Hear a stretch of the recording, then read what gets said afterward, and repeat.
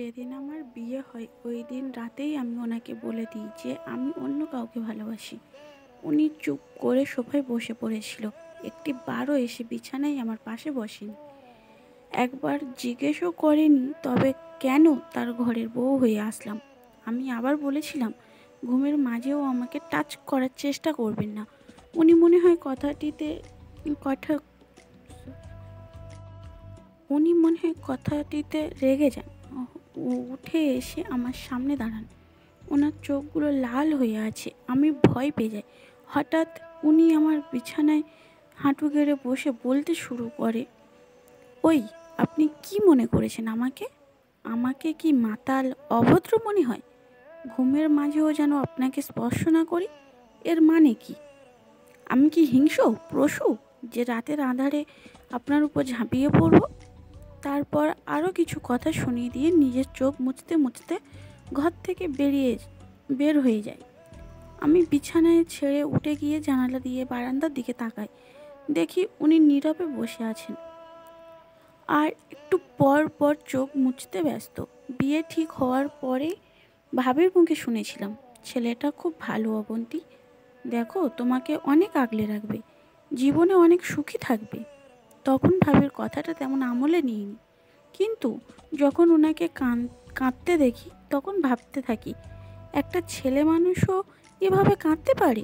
আমি যতটুকু জানতাম বিয়েটা ওনার মায়ের পছন্দই হয়েছে। হয়তো ভাবছে আমার যে ওকে পছন্দ নয়, এটা যদি ওনার মা জানতে পারেন তবে খুবই কষ্ট পাবে। ওনার মা ক্যান্সারের সাথে লড়াই করছিল, কবে মারা যায় কোনো ঠিক নেই। তাই সব সময় আমাকে বলতো, আমাকে আপনার পছন্দ না এটা ঠিক আছে, তবে প্লিজ যতদিন আমার মা বেঁচে আছে আমার মায়ের খেয়াল রাখবেন, কখনো মায়ের অযত্ন করবেন না। উনি কথাটা এত করুণভাবে বলেছিল যে আমার নিজের কান্না পাচ্ছিল। ওনার চোখে বেদনার জল ঝলমল করছিল। চোখের পানি আড়াল করতে উনি আমার সামনে থেকে চলে যায়, আড়ালে গিয়ে চোখ মুছতে থাকেন। একদিনও উনি তাড়াতাড়ি বাসায় ফিরে আসেন। আমি তখন আমার বয়ফ্রেন্ডের সাথে ফোনে কথা বলতেছিলাম। উনি এত তাড়াতাড়ি দৌড়ে ঘরে ঢোকেন যে আমি আর ফোনটা রাখার সুযোগ পাইনি। উনি রুমে ঢুকেই আমার হাত থেকে ফোনটা টান দিয়ে নিয়ে যায়। তারপর স্ক্রিনে কল রানিং দেখে ফোনটা এত জোরে আছাড় দেন যে ডিসপ্লে গুঁড়া হয়ে যায়। তারপর প্রচুর রাগে বলতে শুরু করেন, আপনার বাবা আমাকে বিনা টাকায় এ বাড়িতে পাঠাননি, আপনার বাবা আপনাকে বিনা টাকায় এই বাড়িতে পাঠাননি। দেনমোহরের 2 লাখ টাকা দিতে হয়েছে, বিয়ের গয়না আর অন্য খরচ বাবদ প্রায় 4-5 লাখ টাকা খরচ হয়েছে। 10 বছরের সব জমানো ভালোবাসা আর টাকা দিয়ে তারপর আপনাকে এই বাড়িতে এনেছিলাম। কেন কোনো শুকরিয়া আপনি কি আদায় করেছেন? এর কোনো শুকরিয়া কি আপনি আদায় করেছেন? কি চেয়েছিলাম আপনার কাছে? মোহরানার টাকা পরিশোধ করার পর আপনার উপরে আমার সম্পূর্ণ হক ছিল, তবুও এক মুহূর্তের জন্য আপনাকে স্পর্শ করিনি। বিয়ে করে আনার পর এই বাড়ির ছোট বড় কাজগুলো করারও আপনার দায়িত্ব ছিল, কিন্তু তাও কোনো দিন আপনাকে কিছু বলিনি। শুধু বলেছিলাম আমার মাকে একটু দেখে রাখবেন। আর মা 1 ঘন্টা আগে তার খারাপ লাগার কথা বলেছে আমাকে ফোন দিয়ে। আমি অফিস থেকে বাড়ি চলে আসছি আর আপনি একটু পাশের রুমে গিয়েও দেখতে পারেননি আমার মা কেমন আছে? আর দেখতেও হবে না আপনাকে। দেনমোহরের অর্ধেক টাকা ফিরিয়ে দিয়ে চলে যাবেন এখান থেকে, আপনাকে আমার প্রয়োজন নেই। তারপর উনি হনহন করে চলে যায়। আমি কখনো এত কষ্ট পাইনি। ওনার কথায় যতটা কষ্ট পাই, আসলেই তো এই বাড়িতে আমার 1000টা দায়িত্ব, আর আমি কি না ওনার একটা আবদার পূরণ করতে পারলাম না। আর উনি আর কি যেন বলছিল, 10টা বছরের জমানো ভালোবাসা মানে কি আসলে? যেদিন থেকে যৌবনের পদার্পণ করেন তখন থেকেই যে ব্যক্তি অনাগত স্ত্রীকে ভালোবাসতে পারেন, আমি কি না তাকে একটি বারের জন্য ভালোবাসতে পারিনি? তার একটা আবদারও পূরণ করতে পারিনি? ধপাস করে ফ্লোরে বসে পড়ি। আমার চোখ দিয়ে তখন অবিরাম পানি ঝরছিল। সেই কথা আমি মন ভরে কান্না করি সেই প্রথম আমি মন ভরে কান্না করি। হঠাৎ করে মাইক্রোবাসের দরজার টানার আওয়াজে আমার হুঁশ ফেরে। তাড়াতাড়ি ঘর থেকে বের হই, দেখি উঠানে একটা মাইক্রোবাস দাঁড়িয়ে আছে। আর উনি আমাকে কোলে নিয়ে ঘর থেকে বের হচ্ছেন। কি হয়েছে দেখার জন্য দৌড়ে যাই। দেখি আমার শাশুড়ির জ্ঞান নেই। বুঝতে বাকি রইল না যে উনি অসুস্থ হয়ে পড়েছেন। আমি ওনাকে কেবল বললাম আমিও যাব। কথাটা বলেই দৌড়ে রুমে চলে আসি। তাড়াতাড়ি বরখাটা পরে রুম থেকে বের হই। আম্মাকে গাড়ির পিছনের বড় সিটটাতে লম্বা করে শোয়ানো হয়েছে, আর মাথাটা আমার স্বামীর উপরে রাখা। আমিও গাড়ি উঠে পড়ি, গিয়ে ওনার পাশে বসে বলি, আপনি সামনে চলে যান, আমার মাথাটা আমার কোলে দিন।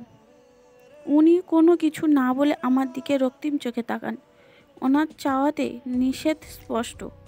বাধ্য হয়ে আমি পিছনের সিটে গিয়ে বসি। আম্মাকে হাসপাতালের জরুরি বিভাগে ঢোকানো হয়, আর উনি পুরো বারান্দা জুড়ে পায়চারি করছেন। আমি বসে থাকতে পারছি না, কেননা উনি হাঁটতেছেন। আর এই অবস্থায় যদি আমি বসে বসে আরাম করি, তবে উনি হয়তো আবারও কষ্ট পাবেন। আমি এগিয়ে গিয়ে ওনাকে বসতে বলি। এতে উনি বড় বড় চোখ করে আমার দিকে তাকান। আমি ভয়ে আর কিছুই বলিনি।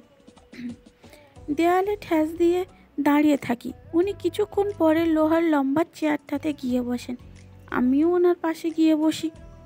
হাতটা এগিয়ে ওনার কাঁধে রাখতে মন চাইছে, কিন্তু ভয়ে এগোতে পারছিলাম না। মন চাইছিল ওনার বুকে মাথা রেখে কতক্ষণ কান্না করি। হয়তো উনি এতে কিছুটা ভরসা পাবেন, আর আমারও একটু ভালো লাগবে। কিন্তু অতটা সাহস আমার তখন নেই। তবুও কাচুমাচু করে ওনার পাশের চেয়ারটাতে গিয়ে বসি। মনে মনে ভাবতে থাকি, আমার এহেন কৃতকর্মের জন্য ক্ষমা চাওয়া অনেক জরুরি। কিন্তু হাসপাতালে তো আর পায়ে ধরে মাপ চাওয়া যায় না। আর স্বামীর কাছে স্ত্রী ক্ষমা চাইতে হলে পায়েও ধরতে হয় না। আলতো করে হাতটা ধরে 2 ফোঁটা চোখের জল ফেলাই যথেষ্ট। অথবা ছোট্ট বেড়ালছানার মতো করে স্বামীর বুকে মুখ লুকিয়ে নিলেই হয়। হয়তো প্রথমে স্বামী স্ত্রীর দিকে একটু গরম নজরে তাকাবে, তবে তখন স্বামীর চোখের দিকে অসহায়ের মতো তাকালেই হয়ে যায়। একটা লম্বা সময় নিয়ে কোনো মেয়ে যদি তার প্রিয় মানুষটার চোখের দিকে তাকিয়ে থাকে, তবে সেই ছেলেটা যত রাগী হোক না কেন, সে অবশ্যই গলে যাবে। অতঃপর শক্ত করে জড়িয়ে বুকের সাথে মিলিয়ে গেলেই সব শেষ। কিন্তু আমার ক্ষেত্রে মোটেই এমন সুযোগ ছিল না, কেননা ওনার সাথে আমার স্বামী স্ত্রীর কোনো সম্পর্কই ছিল না। কোনো দিন একটু সময় নিয়ে ওনার সাথে কথাও বলিনি। তবে ভাবলাম একটু চেষ্টা করতে ক্ষতি কী। ওনার ডান হাতটা টেনে আমার 2 হাতের মধ্যে নিলাম। উনি কিছুই বললেন না, এক দৃষ্টিতে অন্য দিকে তাকিয়ে আছে। আমি বুঝতে পারি চিন্তায় উনি এই বিষয়টি খেয়াল পর্যন্ত করেননি। আমি ওনার দৃষ্টি আমার দিকে ফেরাতে চেষ্টা করলাম। ওনার হাতটা শক্ত করে আমার 2 হাতের তালুর মধ্যে নিলাম। তাতেও কোনো কাজ হয়নি। দেখে আমি নিজেকে ওনার একদম কাছে নিয়ে গেলাম। ওনার কাঁধে মাথা রেখে ওনার বাহুটা জড়িয়ে ধরলাম। এবার উনি আমার দিকে তাকালো। আমিও ওনার চোখের দিকে তাকিয়ে নিজের ঠোঁটগুলো বারবার বাঁকাতে লাগলাম, আর ঘন ঘন ঠোকর গিলতে একটা করুণ দৃষ্টিতে ওনার দিকে তাকিয়ে রইলাম। উনি কি ভাবলো জানি না, একটা দীর্ঘশ্বাস ছেড়ে চোখের পাতা দুটো এক করতেই কয়েকটি ফোঁটা জল গড়িয়ে পড়ল। উনি বাম হাতের চোখ মুছে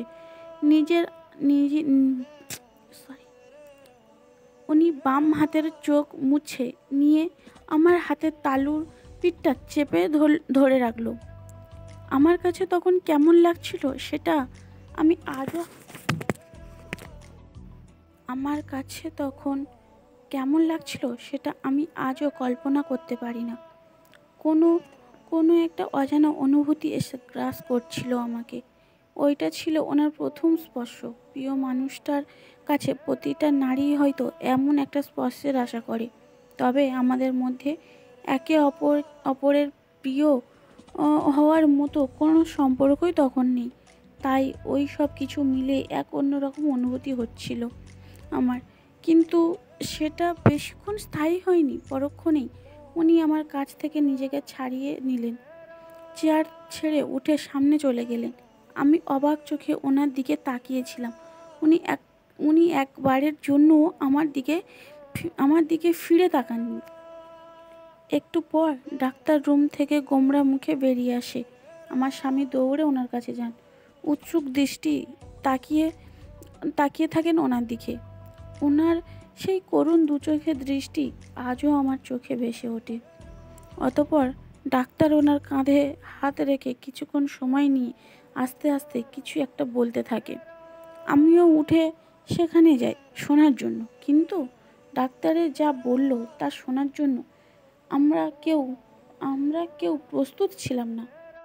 তার ওনার কাঁধে হাত রেখে বললেন, সরি স্যার, আপনার মায়ের লিভার ক্যান্সার হয়ে গেছে। হয়তো বা আর বেশি দিন হলে 40 দিন বাঁচবে। পরীক্ষা করলে পুরো শিওর হওয়া যাবে। কথাটি শুনতেই আমার শরীরের লোমগুলো দাঁড়িয়ে যায়। আর উনি যেন কাঁদতে ভুলে গেলেন। রোবটের মতো মেপে মেপে কয়েক কদম এগিয়ে এসে আবার চেয়ারটাতে বসেন। হাত দুটো কোনোর হাঁটুতে ভর দেওয়া, 10টা আঙুল দিয়ে পুরো মুখটা আড়াল করে নীরবে কাঁদতে লাগলেন। আমি এবার আর নিজেকে কন্ট্রোল করতে পারলাম না। এগিয়ে ওনার পাশে বসলাম। ওনার কাঁধে হাত দিয়ে বলতে লাগলাম, sorry, I am very sorry, please please. কথাগুলো বলেই কাঁদতে কাঁদতে ওনার বাহু জড়িয়ে কাঁধে মাথা রাখলাম। উনি বলতে লাগলেন, কেন এমন হয় আমার সাথে? সব সময় কেন এমন হবে? এই জীবনে কি কখনো সুখ পাবো না আমি? কেন এমন হয় বারবার? কেন বলতে পারবেন? বলতে বলতে উনি কান্নায় ভেঙে পড়েন। আমি ওনার মাথাটা আমার কাঁধে রেখে মাথায় হাত বোলাতে থাকি আর সান্ত্বনা দিয়ে বলতে থাকি, আমার কিচ্ছু হবে না, একদম চিন্তা করবেন না। হঠাৎ উনি আমাকে ধাক্কা দিয়ে উঠে পড়লেন। আমিও এগিয়ে যাই ওনার সাথে সাথে। মায়ের জ্ঞান অনেক আগেই ফিরেছে, কিন্তু খুব শীঘ্রই পৃথিবীর মায়া ত্যাগ করবেন হয়তো। তখন রাত প্রায় 10টা। আমাকে নিয়ে বাসায় আস্তে আস্তে প্রায় 11টা বাজে। উনি নিজের হাতে আমাকে খাইয়ে দিয়ে ঘুম পাড়িয়ে আবার রুমে চলে আসে। রাত প্রায় 1টার দিকে আমার একবার ঘুম ভেঙে যায়। দেখি উনি সোফায় নেই, ঘরের দরজা খোলা। আমি উঠে গিয়ে ওনাকে খুঁজতে থাকি। অবশেষে ছাদে গিয়ে ওনাকে পাই। দেখি দেয়ালে ঠ্যাস দিয়ে বসে বসে কাঁদতেছেন। আমি খুঁজে পাই না উনি এত কাঁদেন কি করে।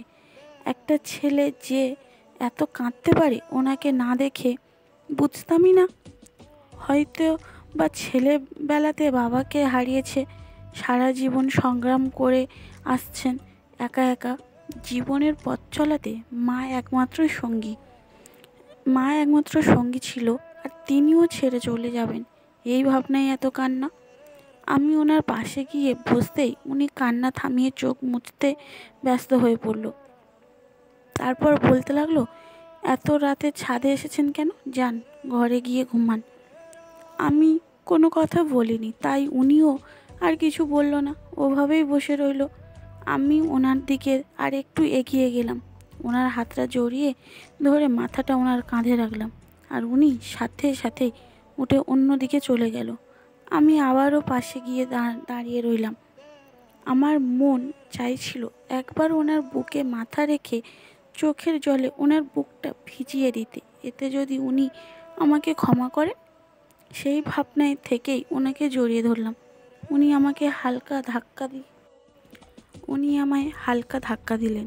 আমি আরও জোরে জড়িয়ে ধরলাম। উনিও জোরে ধাক্কা মেরে আমাকে সরিয়ে দিলেন। আমি আবারও এগিয়ে গিয়ে ওনাকে জড়িয়ে ধরি। উনি এবার আমাকে ধাক্কা মেরে সরিয়ে দিয়ে হাত উঁচিয়ে আমাকে থাপ্পড় দিতে নেয়। আবার হাতটা গুটিয়ে নিয়ে সরি বলে চলে যায়। সিঁড়ি ঘরের কাছে গিয়ে দেয়ালে দ্রিম করে একটা ঘুষি মারে। আমি বুঝতে পারি উনি আমাকে থাপ্পড় দিয়ে যে রাগটা কমাতে চেয়েছিলেন সেটা দেয়ালে ঘুষে দিয়ে কমানোর চেষ্টা করছেন। আমি ছাদের আলোতে খোলা ছাদে বসে কাঁদতে থাকি। একটু পরে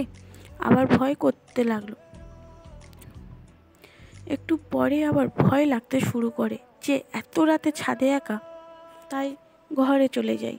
এতক্ষণে উনি আবার ঘুমিয়ে পড়েছেন, সোফায় শুয়ে আছেন একবারে জড়সড় হয়ে। হয়তো শীত লাগছে। ঘরে একটাই কাঁথা, আর সেটা আমি দখল করে রেখেছি, তাই তিনি কাঁথা ছাড়াই ঘুমাচ্ছেন। আমি কাঁথা এনে ওনার উপরে দিতেই ঘুমের ঘোরে তা টেনে গায়ে জড়িয়ে নেন। খুব নিষ্পাপ লাগছিল ওনাকে। সারাটা দিনে কেমন জানি মায়া জমে গেছে ওনার প্রতি।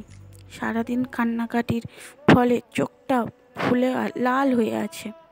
দেয়ালে ঘুষি দেওয়ার ফলে হাতটা কতটুকু ছিলে গিয়েছে। আমার রুমে ফার্স্ট এড বক্স ছিল। আমি সেখান থেকে একটু বায়োডিন নিয়ে তুলো দিয়ে হাতে ঘষতে উনি নড়ে ওঠেন, কিন্তু সারাদিন অনেক পরিশ্রম করায় ক্লান্ত হয়ে আছেন, তাই পুরোপুরি উঠলেন না। কাজ শেষে আমি ওনার কপালে একটা চুমু দিয়ে গিয়ে শুয়ে পড়ি। সকালে ঘুম থেকে উঠে রান্নাঘরে যাই। রান্না প্রায় শেষ। তখন শাশুড়ি আম্মা রান্নাঘরে আসেন।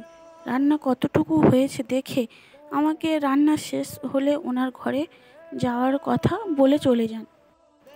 রান্না শেষ করে শাশুড়ির রুমে যাই। উনি আমার হাত ধরে নিজের পাশে বিছানায় বসান আর এক নাগাড়ে বলতে শুরু করেন, অবন্তী মারে, আমি কি আর বাঁচবো না রে?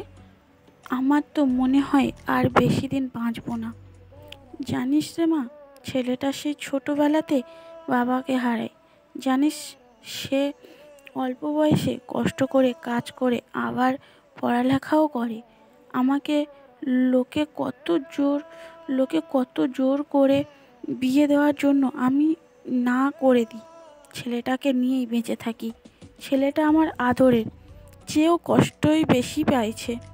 বাপ মরার পরে এলাকার লোকের আদরও পায় না, আবার আমার বাপের বাড়ির আদরও পায় নাই।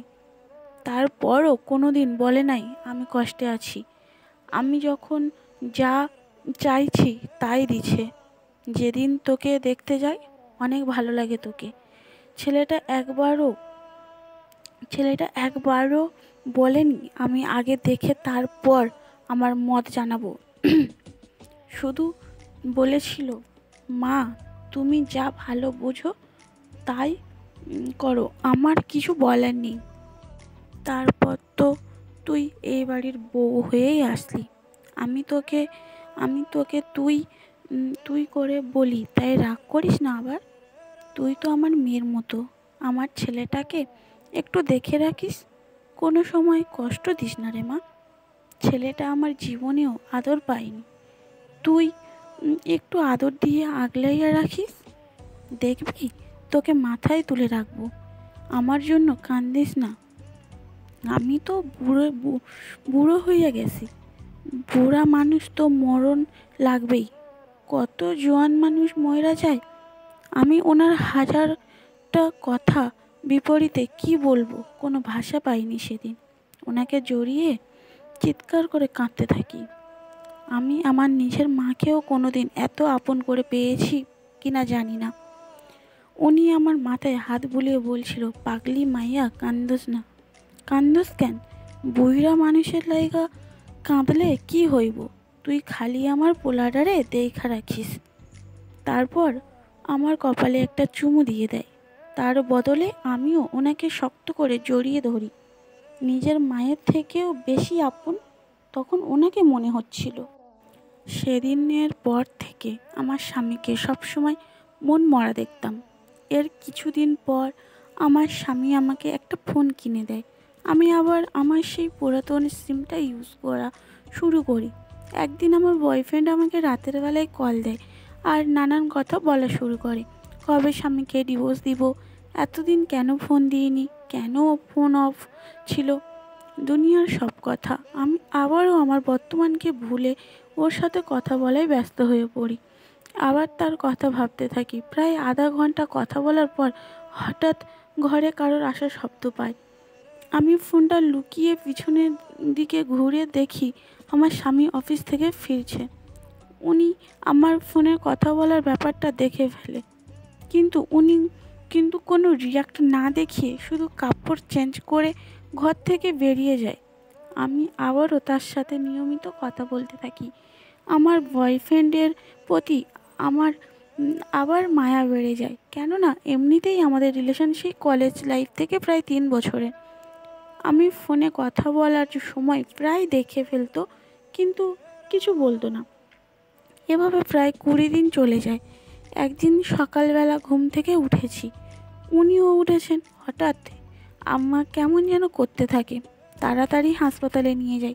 ডাক্তার বলে দেয় বাড়িতে নিয়ে যাওয়া ওনার সময় একদম শেষ হয়ে আসছে। তাই সরি ডাক্তার বলে দেয় বাড়িতে নিয়ে যান, ওনার সময় একদম শেষ হয়ে আসছে। যা চাই নিয়মিত দিয়েন, হয়তো আর 2 কি 1 দিন আছে। ওই দিন দুপুরে বাড়ি চলে আসার পর থেকে আমি ওনাকে আর ঠিক মতো খেতে দেখিনি। সারাক্ষণ মুখ ভার করে রাখতো, ঠিক মতো কথাও বলতো না। ওই দিন রাতে শাশুড়ি আমাকে ডেকে বলে, অবন্তিমা অবন সরি শাশুড়ি আমাকে ডেকে বলে, অবন্তিমা রে, এদিকে আয় তো, শোন তোকে কয়টা কথা বলি। আমি বললাম, আম্মা বলেন, কি বলবেন। উনি বলতে শুরু করেন, শোন মা, তোকে আমার পছন্দের বিয়ে করিয়ে তোকে আমার পছন্দের বিয়ে করিয়েছি, এটা তুই মনে হয় জানোস। তারপরও আবার বলি শোন, আমি আমার ছেলের কাছে এখন পর্যন্ত যা চাইছি ও সবটুকু চেষ্টা করে তা জোগাড় করে দিয়েছে, কখনো আমাকে অভাব ছুঁতে দেয়নি। আমি তো তাকে কিছুই দিয়ে যেতে পারলাম না রে। অতঃপর আমার শাশুড়ি যা বলে তা শোনার জন্য আমি একটুও প্রস্তুত ছিলাম না। শাশুড়ির কথা শুনে আমার হাত পা হিম হয়ে যায়। হতভম্ব হয়ে গুটিসুটি হয়ে বসে থাকি খাটের এক কোণে। আমি তো ওনার কথা শুনে হতভম্ব হয়ে যাই। আমার শাশুড়িও কি তবে আমার ব্যাপারে সব জানতো? আমার শাশুড়ি না থেমে আবারও বলতে থাকে, শোন মা, পৃথিবীতে যে যা চায় তা কি কখনো পায়? অনেক সময় পায় না। আমার ছেলেটা সব সময় খালি আদর ভালোবাসা খুঁজতো, তা পায় নাই। বড় হয়েও আমার পায়ে মাথা রেখা ঘুমাতো। জানিস, ওর জমানো টাকা দিয়ে এটা ওটা কিনে লুকিয়ে লুকিয়ে রেখে দিত, কিন্তু আমি ঠিকই দেখে ফেলতাম। আর ওই জিনিসগুলো আর কারণ না, হবু বউয়ের জন্য হয়তো রাখতো। ওর তো আর কোনো বোন নেই, তা আমি ঠিকই বুঝতাম। তুই ওর ঘরের আলমারির পশ্চিম পাশের ড্রয়ারটা খুলে দেখিস, অনেক কিছু কিনে জমাইছে তোর জন্য। দেখ, আমি ঠিকই বুঝতেছি, হয়তো আজ রাতটাই আমার শেষ।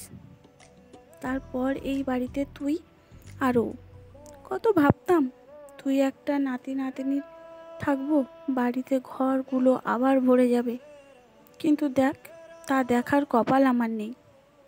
আর এই জীবনে কষ্ট করছি মনে হলেও আবার বুঝি যে ছেলেটা আমার কোনো কষ্টে রাখে নাই। কিন্তু আমি পারলাম না রে, আমি পারলাম না ছেলেটার একটু সুখে রাইখা যাইতে। পোলাটা আমার রাতে ছাদে উইটা একলা একলা কান্দে, আমি দেখেও লুকাই যাই। কেন আমারে না দেখে? আমি দেখেও লুকাই যাই যেন আমারে না দেখে। ও যদি জানতে পারে যে আমি তোদের এই ব্যাপারটা জানি, তাহলে ও খুব কষ্ট পাবো। তোরে আর কোনো কিছু কমু না, আমারে মাপ কইরা দিস। আমি না বুঝাইয়া তোরে এই বাড়ির বউ বানাইয়া আনছি, এখন যা গিয়ে ঘুমা। আমি শেষবারের মতন আজকে একটু ঘুমাই। তুই পারলে আমারে একটু অজুর পানি আয়না দিস, নামাজ পড়া ঘুমাই, যদি সকালে সুযোগ না পাই। আমি এতটাই পাষাণ হইয়া গেছিলাম যে ওই দিন শাশুড়ির পা ধরে মাপও চাই নাই। অজুর মগটা হাতে নিয়ে ঘর থেকে বের হইতেই দেখি আমার স্বামী শাশুড়ির ঘরের বারান্দা থেকে উল্টো দিকে হাঁটতেছে। তার মানে উনি এতক্ষণ সব শুনছে। শাশুড়িকে অজুর পানি এনে দিয়ে আমি আবার ঘরে চলে আসি। উনিও একটু পর এসে ঘুমিয়ে পড়েন। পরের দিন সকালে উঠতেই শাশুড়ির ঘরে যাই, দেখি উনি অনেকক্ষণ আগেই উঠেছেন ঘুম থেকে। নামাজ শেষ করে তসবিহ হাতে বসে আছেন। আমি জিজ্ঞেস করি, আম্মা কিছু খাবেন এখন? চা বানিয়ে দিব? উনি আমাকে না করে দেন। আমিও নামাজ শেষ করে রান্নায় ব্যস্ত হয়ে পড়ি। আমার স্বামী ওই দিন অফিসে যায়নি, ঘরে থাকেন। একটু পর পর শাশুড়ির খেয়াল করছেন, খোঁজ নিচ্ছেন। দুপুরের খাওয়ার পরে একটু শুয়ে থাকি, কখন ঘুমিয়ে যাই বুঝতেই পারি না। ফোনের আওয়াজে ঘুম থেকে উঠে পড়ি, দেখি আমার বয়ফ্রেন্ড ফোন দিয়েছে। আমি কেন জানি তখন কথা বলতে সংকোচ বোধ করি, তবুও কথা বলি অনেকক্ষণ। সে আবারও আমাকে ডিভোর্সের ব্যাপারটায় কথা বলতে থাকে। ডিভোর্সটার ব্যাপারটার কথা বলে। আমি ঘোরের মধ্যে বলে ফেলি, আমার শাশুড়ি হয়তো আর বেশিক্ষণ বাঁচবে না। শাশুড়ির মৃত্যুর পরেই ডিভোর্স হয়ে যাবে। তারপর যথারীতি অন্য কথা বলতে থাকি। হঠাৎই আমি আমার স্বামীর চিৎকার শুনতে পাই। আমি ফোন ফেলে রেখে দৌড়ে বাইরে যাই, দেখি উনি শাশুড়ির ঘরে। আমি ঘরে ঢুকতেই যা দেখি তাতে আমার শিরা উপশিরা হিম হয়ে যায়, আমার শরীরের লোমগুলা দাঁড়িয়ে যায়। আমার স্বামী শাশুড়িকে জড়িয়ে ধরে কাঁদতেছেন। আমার শাশুড়ি তখন আর পৃথিবীতে নেই। আমি ঘর থেকে বের হয়ে আসি। আমার কানে একটা কথাই বারবার বাজতে থাকে, তুই তো আমার মেয়ের মতোই, আর কোনোদিন কেউ হয়তো আমাকে অত আপন করে নিবে না। ভাবতেই চোখ বেয়ে পানি ঝরতে থাকে। রুমে এসে বাড়িতে ফোন দিয়ে কাঁদতে কাঁদতে আমার ভাবিকে শাশুড়ির মৃত্যুর কথা বলি। প্রায় ঘন্টা দুয়েক পরেই আমার বাবার বাড়ির অনেকেই চলে আসে। আব্বু আমার স্বামীকে সান্ত্বনা দিতে থাকেন, আর উনি কেবল অসহায়ের মতো এক দৃষ্টিতে তাকিয়ে থাকেন শাশুড়ির লাশের দিকে। আছরের নামাজের পরেই জানাজা হয়। শাশুড়িকে দাফন করে এসে উনি সোজা শাশুড়ির রুমে চলে যায়, আবার কান্নাকাটি শুরু করে দেন। আমি কি করব কিছুই মাথায় আসছিল না। শেষে আমার ভাবি আমাকে তাগাদা দেয় যেন আমি গিয়ে স্বামীকে সান্ত্বনা দিই। আমি তাদেরকে দেখানোর জন্য একটু এগিয়ে গিয়ে ওনাকে কাঁদতে বারণ করি। রাতের আগেই আমার বাড়ির সবাই চলে যায়। রাতে 10টার দিকে আমার স্বামী ছাদে একা বসে আছেন, আর আমি ঘরে। তখনই আমার বয়ফ্রেন্ডের ফোন আসে। ওকে শাশুড়ির মৃত্যুর কথা বলতেই সে খুশি হয়, কিন্তু ব্যাপারটা আমার খুব খারাপ লাগে। একটা মানুষের মৃত্যুতে কি খুশি হওয়া যায়? আমি তাকে বকা দিলেই সে উল্টা আমাকে নানান কথা বলতে থাকে, নানান কথা বলে ইমোশনাল ব্ল্যাকমেল করতে থাকে। আমি আর বেশি কথা না বাড়িয়ে ওকে আশ্বাস দেই যে খুব তাড়াতাড়ি আমাদের ডিভোর্স হয়ে যাবে। সে যেন তার বাড়িতে বিয়ের জন্য আলাপ করে। শাশুড়ির মৃত্যুর প্রায় 10 দিন হয়ে যায়, আমরা তেমন কোনো কথা বলি না, একসাথে খেতেও বসি না। 11 দিনের দিন আমার হঠাৎ শাশুড়ির কথাগুলো মনে পড়ে। উনি তো আমায় বলেছিল আলমারিতে অনেকগুলো জিনিস আছে আমার জন্য। আমি ওনার প্যান্টের পকেট থেকে চাবি নিয়ে ওই ড্রয়ারটা খুলি, দেখি পশ্চিম পাশের ড্রয়ার পুরোটা ঠাসাঠাসি ভর্তি। অনেকগুলো সুন্দর সুন্দর শাড়ি আর কিছু থ্রি পিসের কাপড়, খুব সুন্দর ডিজাইন করা। অনেকগুলো গহনা আর সুন্দর একজোড়া পায়েল এবং একটা সোনালি রঙের ঘড়ি। আমি ড্রয়ারটা বিছানায় নামিয়ে সবগুলো জিনিস নাড়িয়ে দেখতে থাকি। পায়েল জোড়া খুব পছন্দ হওয়াতে তখনই আমার পায়ে পড়ে নিই। তারপর আবার সবগুলো জিনিস গুছিয়ে রাখতে যাই, তখনই পায়েলের ঝুনঝুন শব্দ পেয়ে উনি ঘরে চলে আসেন। এসেই আমাকে বকাঝকা শুরু করে দেন। আপনি কোন সাহসে আমার ড্রয়ারে হাত দিয়েছেন? আপনাকে কে অনুমতি দিয়েছে? আপনি একবারও আমাকে জিজ্ঞেস করেছেন? বলেই সামনে এসে আমাকে একটা থাপ্পড় মেরে বসে। আজ পর্যন্ত কখনো আমার সাথে এমন করেনি। অথচ ওই দিন আমাকে থাপ্পড় দেওয়ার মানেটা আমি আজও বুঝিনি। কিন্তু থাপ্পড় খেয়ে আমার মাথায় রাগ উঠে যায়। আমি উল্টো ওনাকে ঝাড়তে শুরু করি। আপনি কোন সাহসে আমার গায়ে হাত তুলেছেন? আপনি কি ভাবছেন আমি কিছুই বলবো না? আপনাকে আর ৮-১০টা মেয়ের মতো আমাকে আর ৮-১০টা মেয়ের মতো ভাববেন না। উনিও বলতে শুরু করেন, তোকে কি ভাববো? আর তুই ৮-১০টা মেয়ের মতো হবি কেন? তুই যে কেমন মেয়ে তা আমি অনেক ভালো করেই বুঝতে পারছি। আমিও রাগের মাথায় বলতে শুরু করি, হয়েছে, আর বলতে হবে না। আমাকে ডিভোর্স দিয়ে মুক্ত করেন এবার। আমি আর আপনার সাথে থাকতে পারবো না।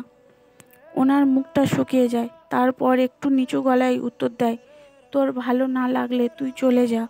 আমি কেন আগ বাড়িয়ে ডিভোর্স দিতে যাব? যা, এক্ষুনি চলে যা। দেখ তোর কোন দরদি তোকে নেয়। আমিও আর দেরি করিনি, তখনই নিজের বাড়ি চলে যাই। ওই দিনের সেই ভুলের মাসুল কী হবে তা আমি আন্দাজও করতে পারিনি। কিন্তু আস্তে আস্তে আমার সব বুঝে আসতে থাকে। কিন্তু কিছু দিন পর আমার বাড়িতে ডিভোর্স লেটার চলে আসে। আর সেই লেটারটা সবার আগে আমার বাবার হাতে পড়ে। বাবার হাতে চিঠিটা আসতেই যা বলেন তা ছিল আমার কল্পনার বাইরে। ডিভোর্স লেটারটা বাবার হাতে পড়তেই বাবা আমাকে ডাকতে থাকেন আর বলতে থাকেন, এইসব কি? মা মরছে? এখনও 15 দিন হয় নাই। মা মরছে এখনও 15 দিন হয় নাই, এর আগে তোরে ডিভোর্স দিচ্ছে? ও ভাবছেটা কি? আমার আগেই সন্দেহ হয়েছিল। খালি যখন ওর মা আইসা বিয়া ঠিক করে গেছে, তোর মা তো খালি লাফাইছে, পোলা ভালো, পোলা ভালা কইয়া কখন যে তোর জীবনটা নষ্ট কইরা দিল। ততক্ষণই আমার ভাবি রান্নাঘর থেকে দৌড়ে আসে।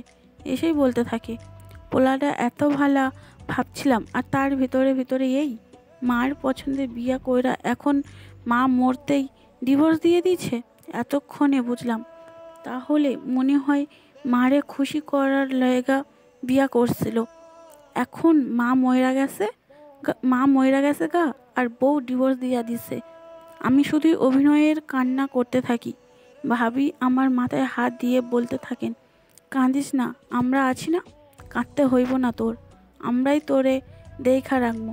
আমি শুধু অভিনয়ের কান্নাকাটি করে নিজের ঘরে এসে দরজা দিয়ে বসে থাকি আর ভাবতে থাকি, সব কিছু তো আমার কারণে হয়েছে। সব দোষ আমার, ওনার তো কোনো দোষ নেই। আমার পরিবারের সবার কাছে উনি এত প্রিয় ছিল, আর আজকে সবাই ওনাকে নিয়ে কত খারাপ মন্তব্য করতেছে।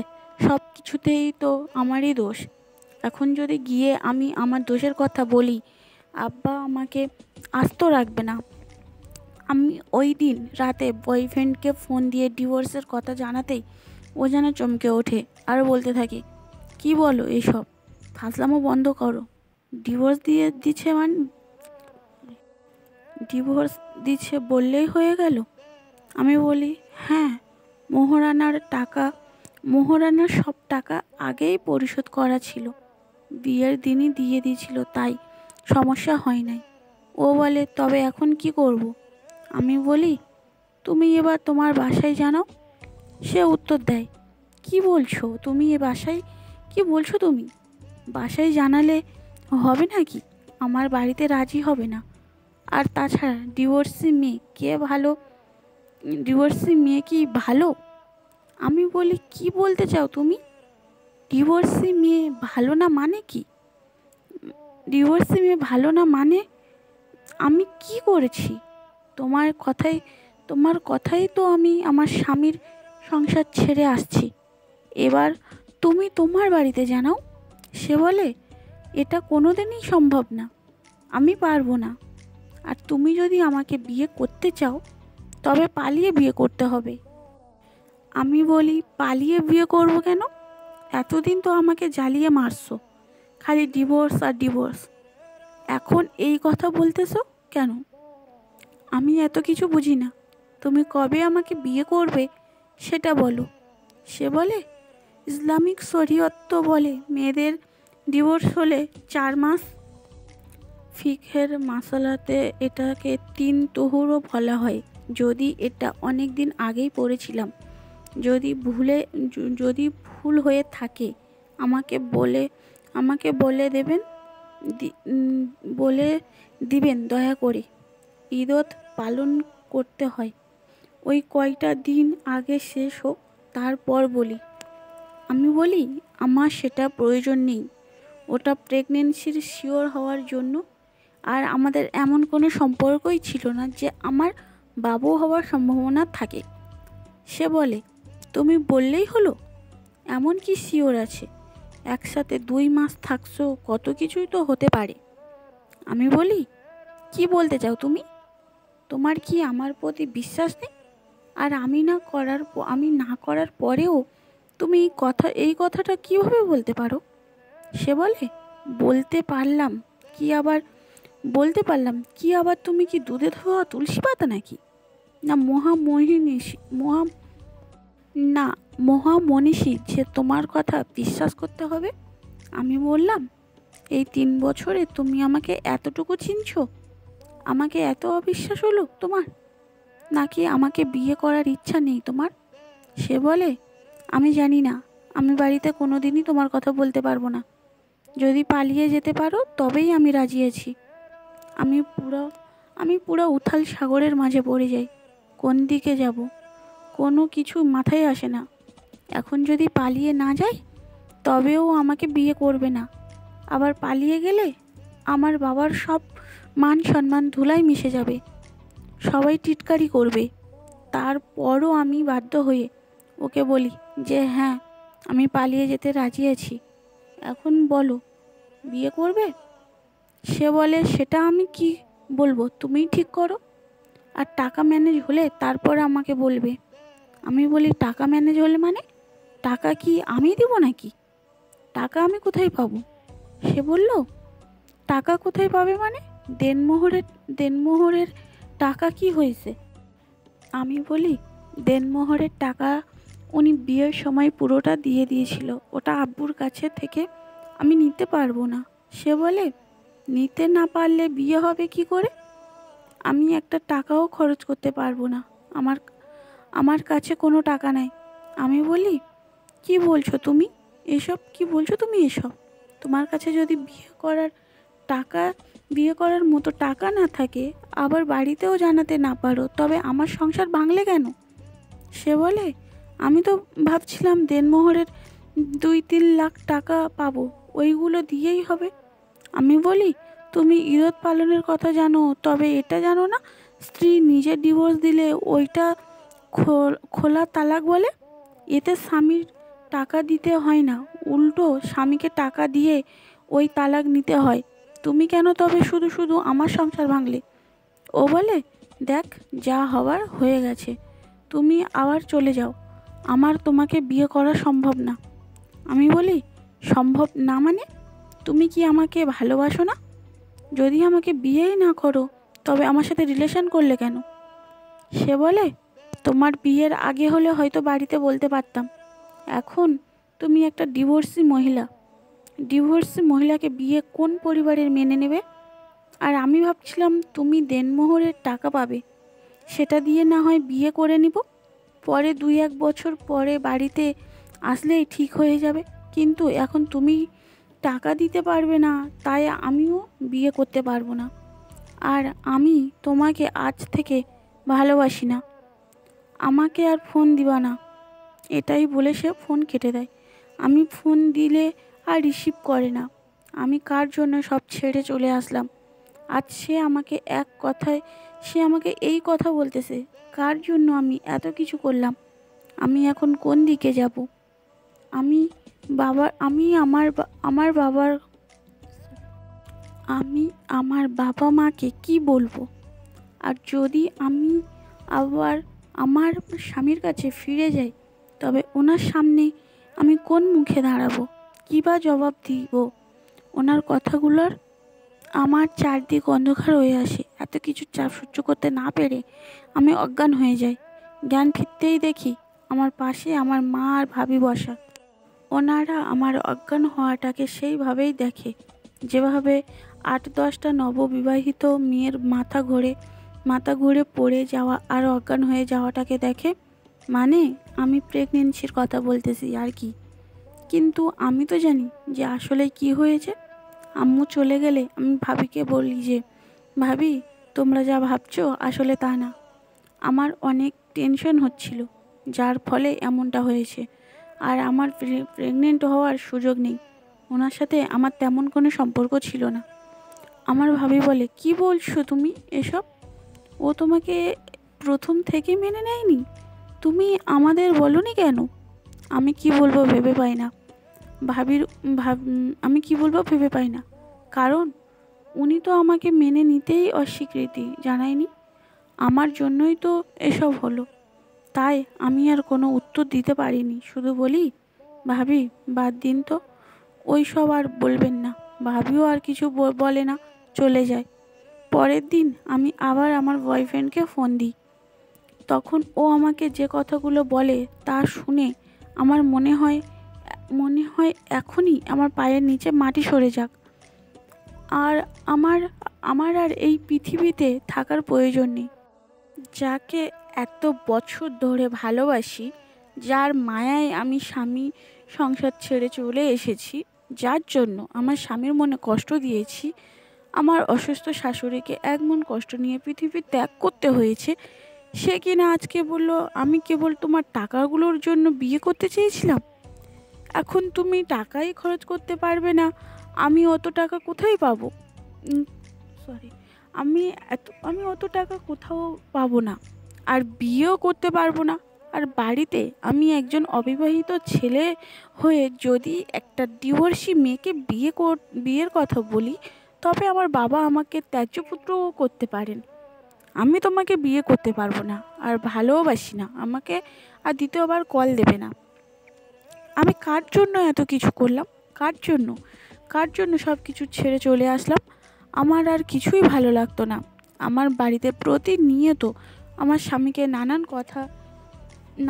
কথা বলতে থাকে।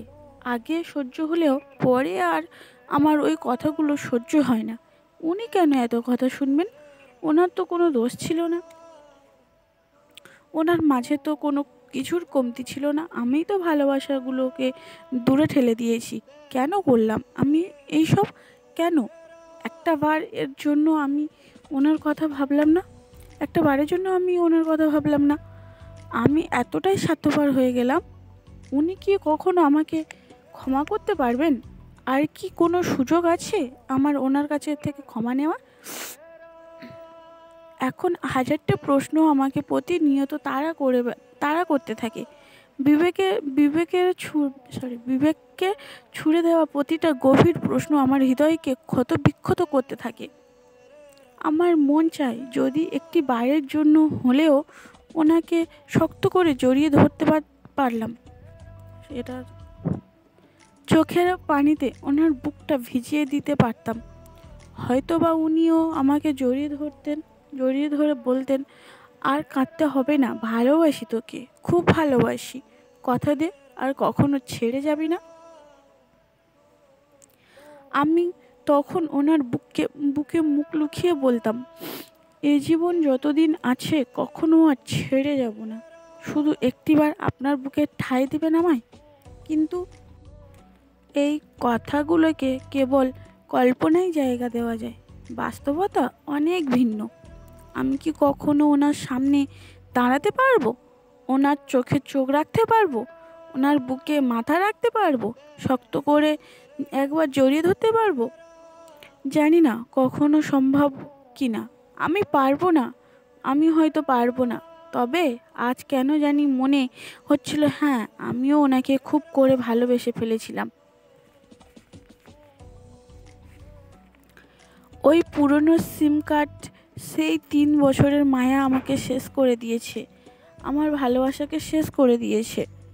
এইসব ভাবতেছিলাম ঠান্ডা ফ্লোরে বসে। কাঁদতেও শরীরের অনেক শক্তি ব্যয় হয়, তাই খুব ক্লান্ত লাগছিল। একটু ঘুমালে মনে হয় ভালো হতো। এই ভেবে ফ্লোর থেকে উঠে বিছানার কাছে যেতেই ঝুনঝুন শব্দ আমার কানে বাজতে থাকে। হ্যাঁ, ওই ওই দিন আসার সময় পায়েলগুলো রেখে আসেনি। উনিও আমাকে বারণ করেনি, হয়তো বা ভালোবাসতেন বলে। কিছুই বলেনি, নতবা আমার সাথে আর কথা বলার কোনো রুচি হয়নি, তাই আমারও রাগের সময় খেয়াল হয়নি। বিছানায় বসে এক নজরে তাকিয়েছিলাম পায়েলগুলোর দিকে। রেডিমেড জিনিসগুলো না হয় রেডিমেড জিনিস না হয় অর্ডার দিয়ে বানানো। একটা পায়েল খুলে প্রতিটা অংশ ভালোভাবে খুঁটিয়ে দেখছিলাম। খোদাই করে খুব সুন্দর করে লেখা ছিল, আবার একটু দূরেই লেখা এল, একটু উঁচু করে আঁকা লাভ, তারপরে লেখা ইউ। এই ছোট্ট ছোট্ট সংক্ষিপ্ত লেখাগুলোর মানে সবাই বোঝে, আমিও সেদিন বুঝেছিলাম। পায়েলটি বুকে জড়িয়ে অনেক কান্না করি। এত ভালোবাসা জমা ছিল আমার জন্য, আর আমি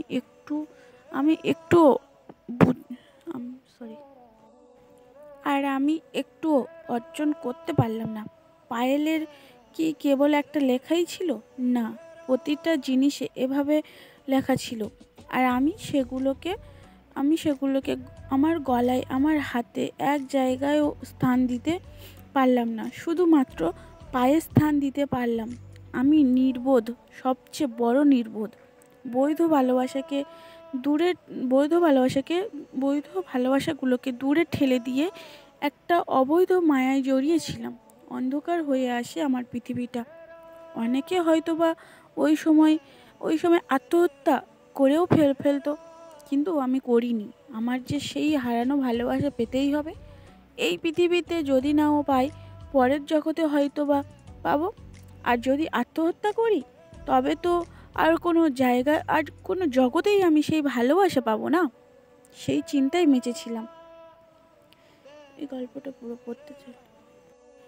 প্রতিদিন ভাবতে থাকি ওনাকে একটু ফোন দিই অন্তত, কিন্তু সাহসে কুলায় না। আমি পারি না ফোন দিতে। এভাবে প্রায় 10 দিন কেটে যায়। মনে হয় আরও বেশিও হতে পারে। একদিন রাতে খেতে বসেছি, তখন একটা মেসেজ আসে। আমি খাওয়া শেষ করে আর সেটা দেখতে মনে থাকে না। পরে রাতে ঘুমানোর আগে ফোন হাতে নিলেই মেসেজটা দেখি। মেসেজটা আমার স্বামীর নাম্বার থেকে এসেছে।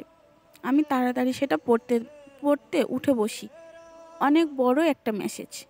কি লেখা, কি রেখে কি পড়ব আমি বুঝতে পারি না।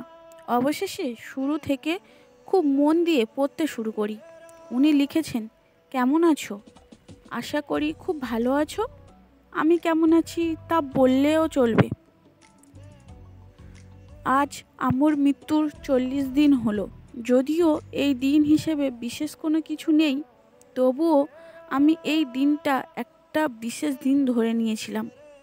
ইসলামিক শরীয়তে 40 খুব প্রশংসনীয়, তাই আর কি।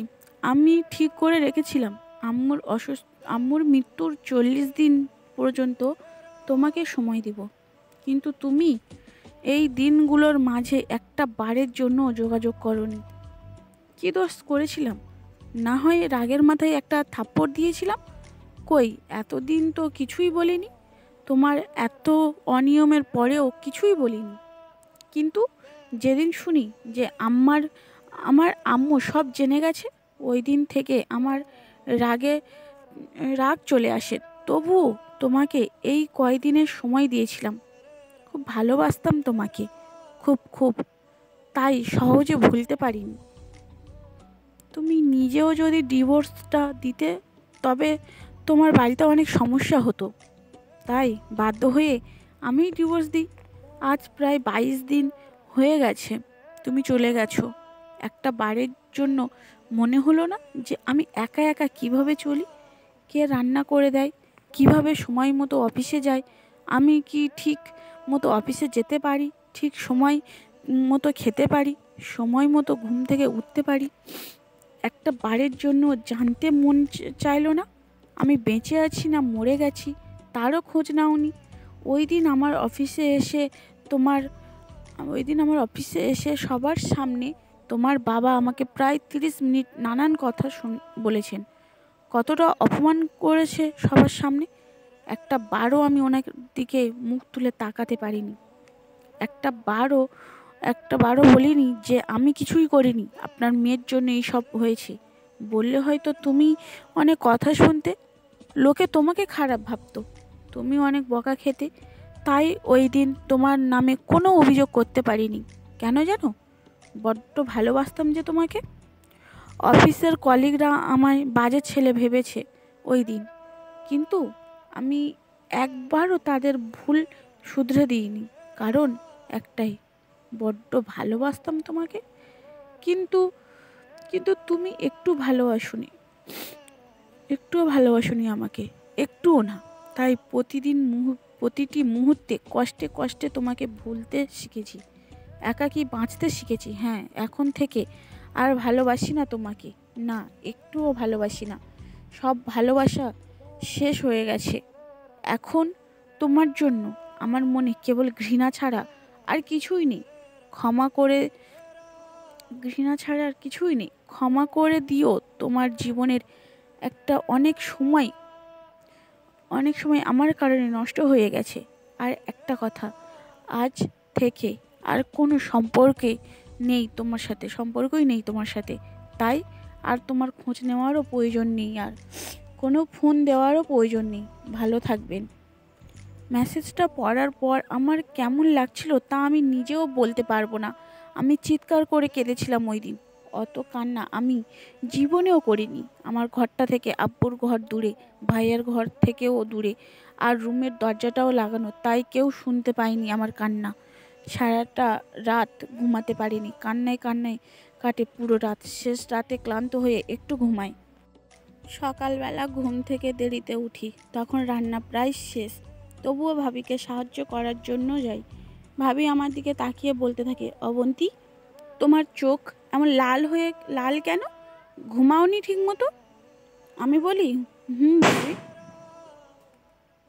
ঘুম হয়নি বেশি। ভাবি বলে, তোমাকে বলছি না কান্নাকাটি করবে না? যে কিনা 2 মাসের বউকে ডিভোর্স দিয়ে দেয়, তাও মরার 15 দিনের মাঝেই ওই রকম বাজে লোকের জন্য কান্না কোনো মানেই হয় না। আমরা আছি না, কোনো টেনশন করবে না। আমি বলি, ভাবি প্লিজ ওনাকে কিছু বলবেন না। ভাবি রাগে ফুলতে ফুলতে বলে, দরদ উতলাইয়া পড়তাছে। এই সব হারামির জন্য কিসের দরদ এত? আমি শুধু বলি, ভাবি প্লিজ এখন কিছু বলো না। রাতে তোমার সাথে কথা আছে, সবাই ঘুমালে তারপর আমার রুমে এসো। ভাবি বলে, আচ্ছা ঠিক আছে, যাও। এখন গিয়ে ভালো করে হাত মুখ ধোও, চোখ যেন লাল না থাকে। আমি এসে হাত মুখ ধুয়ে নিই ভালো করে, যেন আব্বু আম্মুর লাল চোখ না দেখে। রাতে খাওয়ার পরে সবাই যখন ঘুমিয়ে যায়, তখন ভাবি আমার রুমে আসে। আমি ভাবিকে আস্তে আস্তে সব বলি। কথা শেষ হতেই ভাবি জল জল চোখে আমার দিকে তাকিয়ে থাকে, আর হঠাৎ জোরে একটা থাপ্পড় লাগিয়ে দেয় আমার গালে। আমি হতভম্ব হয়ে গালে হাত দিয়ে দাঁড়িয়ে থাকি।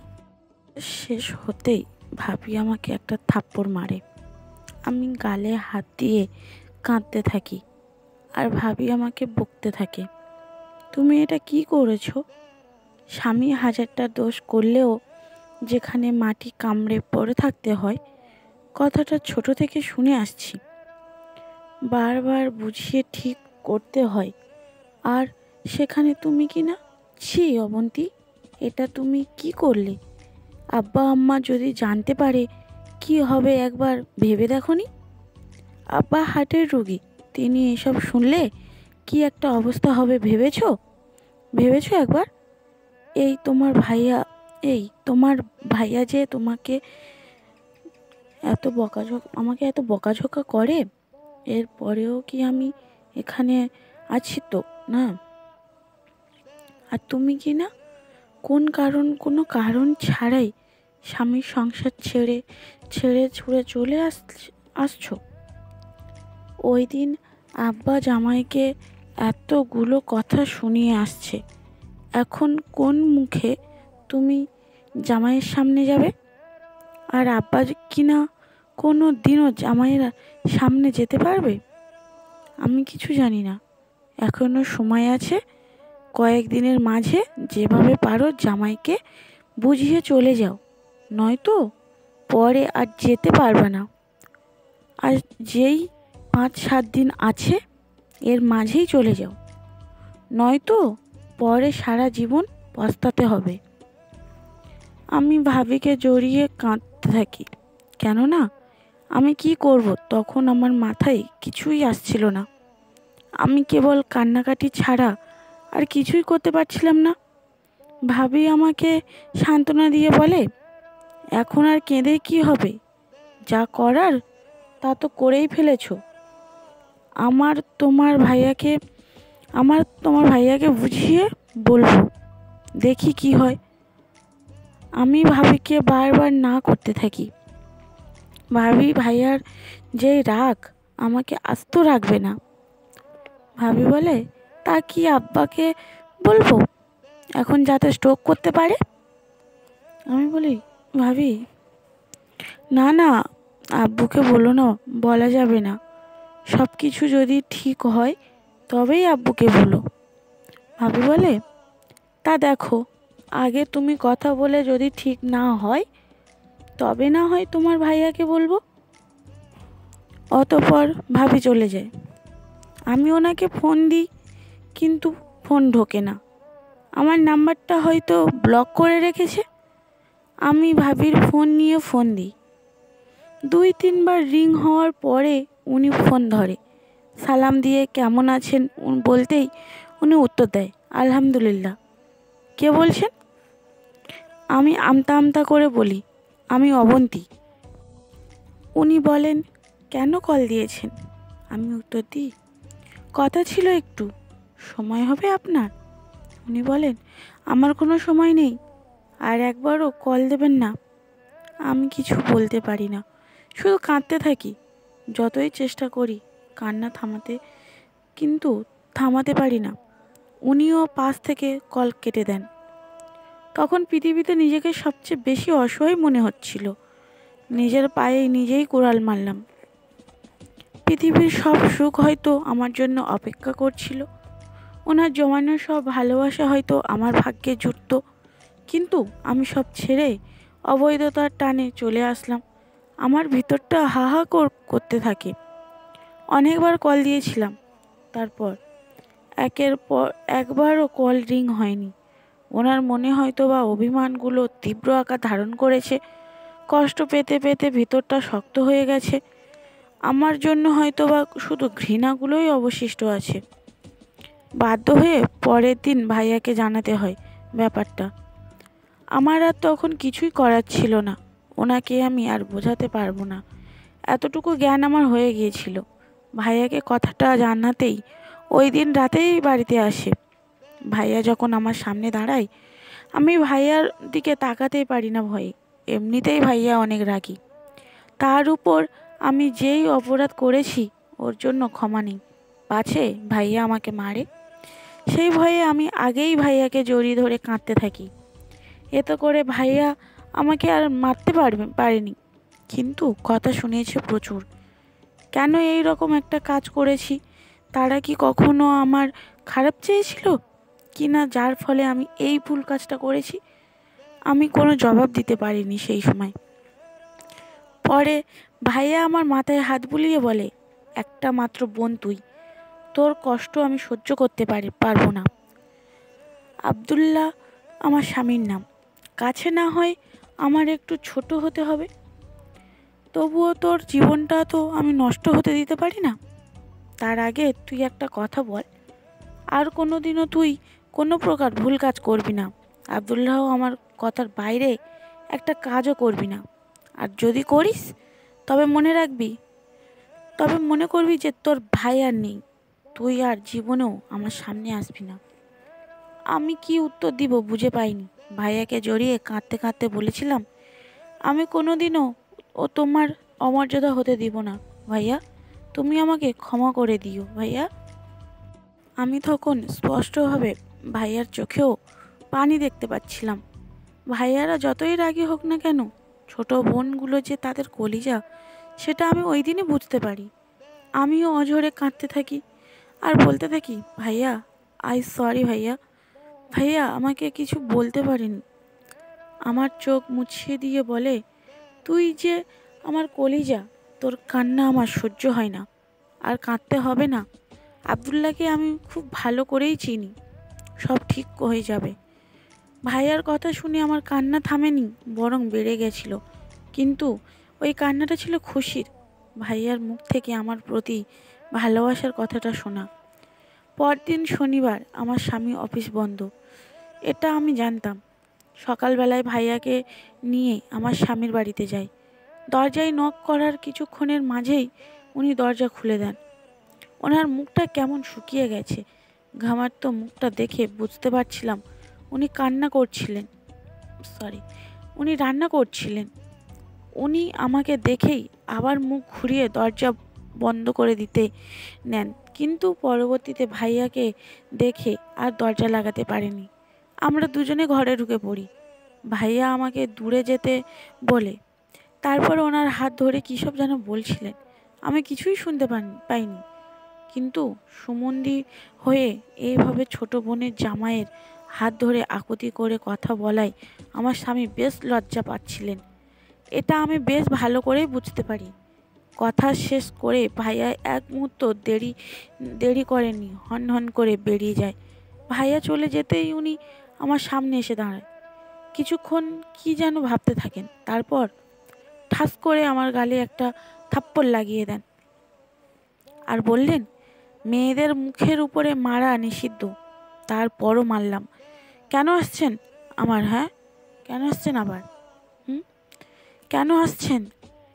আপনার কোন দরদি আছে না? গেলে না কেন? গেলে না তার কাছে? কেন আসছেন এখানে? কি দরকার ছিল আসার?